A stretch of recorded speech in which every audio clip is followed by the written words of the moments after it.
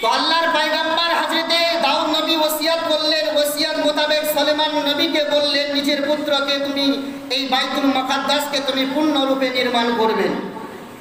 এই আদেশ, এই ওসিয়ত সুলাইমান নবীকে যখন দাউদ নবী দেওয়ার পরে সুলাইমান আলাইহিস সালাতুত তাসলিম তিনিও সেই বাইতুল মুকাদ্দাস তথা মসজিদে আকসাকে নির্মাণ করতে শুরু করলেন।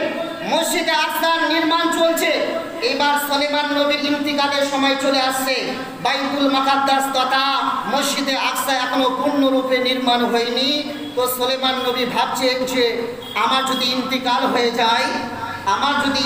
হয়ে যায় তাহলে এই বাইতুল মুকাদ্দাস তথা মসজিদে আকসা পূর্ণরূপে নির্মাণ হবে না।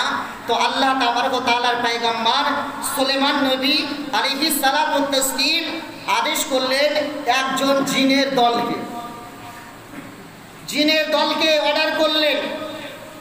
সুলাইমান নবী জিনদেরকে আদেশ করলেন সেই জিনের দলের মাধ্যম দ্বারাই সেই মসজিদে আকসার নির্মাণ হয়েছিল, পূর্ণরূপে নির্মাণ হয়েছিল। জোরে বলুন সুবহানাল্লাহ। সেই মসজিদে আকসার পূর্ণরূপে নির্মাণ করলো সুলাইমান নবী নিজের নেতৃত্বে, বাবার ওসিয়তে একদল জিনের মাধ্যম দ্বারা পূর্ণ নির্মাণ হলো বাইতুল মুকাদ্দাস তথা মসজিদে আকসা। যেই মসজিদে আকসার আশেপাশে আল্লাহর অসংখ্য রহমত রয়েছে। ওই জন্য কবি বললেন